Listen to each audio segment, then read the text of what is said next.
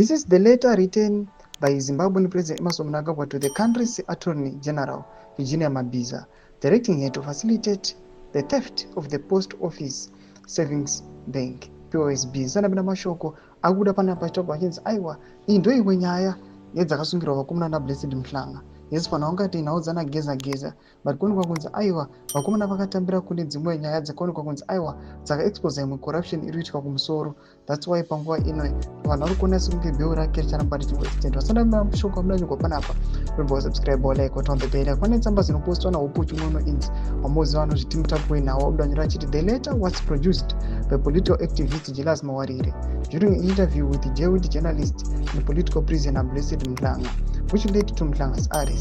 Immediately after the interview, Mnangagwa's spokesperson George Jaramba posted on Twitter that Mhlanga's interview would lead to his arrest, and it did. All state media outlets were instructed not to give Mawarire access for interviews.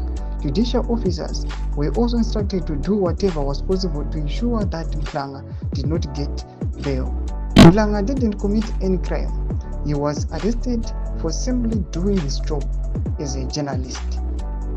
Ndo mashoko abuda panapa achitsanangura naupo chigono achiti aiwa mukuona nzi Mhlanga wewe panapa kunoonekwa kunzi vakomana vanga vanzi ngavasaitawo mainterviews achasuppose vakangoitiwa chete richaexposa corruption inoitika kumusoro uko, but vana Mhlanga since ariwo masenior journalist and vanenge vachiziva kuti zvinhu zvavari kuita nebasa ravari kuita, they are doing it by profession. Ringori basa ravo, hapana kana mhosva anenge vakomita, panoda kuti zvava included navakomana ve the regime manje vasingazvitarise.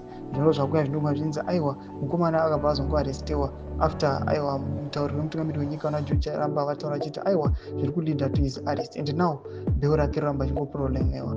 Iyi ndio nhau aiwa panguva ino yabuda panapa yasafisa vanhu vachiona kuti aiwa ndo the main cause yakonzeresa kuti Mhlanga arrestewe. Tudze mafunguro enyu moti kudii pamusoro pechiitiko ichi, pinda comment section medu tudze mafunguro enyu, tama subscribe or like, turn on the bell icon.